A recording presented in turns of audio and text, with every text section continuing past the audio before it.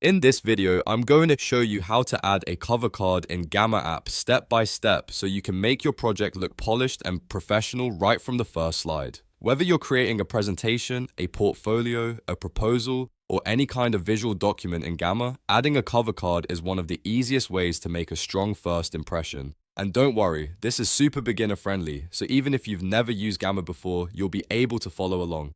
If this video helps you, make sure to hit the like button and subscribe for more simple software tutorials just like this. Alright, let's jump in. First, open your browser and go to gamma.app, then sign into your account. Once you're logged in, open the Gamma project where you want to add the cover card. This could be an existing project or a new one that you just created. After your project opens, go all the way to the top of the project because the cover card needs to be placed at the beginning to work properly. Now look for the plus button. This is the button you'll use to add a new card to your project. Click the plus button and Gamma will let you insert a fresh card into your layout. At this point, you can start building your cover card by adding a title. Your title should clearly tell viewers what the project is about, so keep it clean, simple, and easy to read.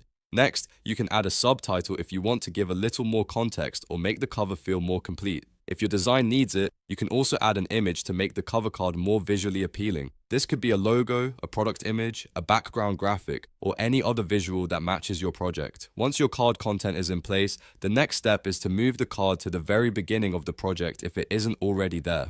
This is important because the cover card should appear first when someone opens your Gamma project. After that, take a moment to adjust the design so it looks like a proper cover page. You may want to refine the spacing, alignment, image placement, and text styling so everything feels balanced and professional.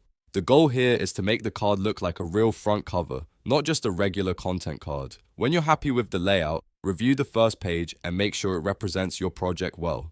A well-designed cover card can instantly improve the overall look of your Gamma presentation and make it feel much more polished. And that's it. You've now learned how to add a cover card in Gamma app. It's a quick process, but it can make a big difference in how your project is presented. If you found this tutorial helpful, don't forget to like this video, subscribe to the channel, and turn on notifications so you never miss a new how-to guide. Thanks for watching, and I'll see you in the next one.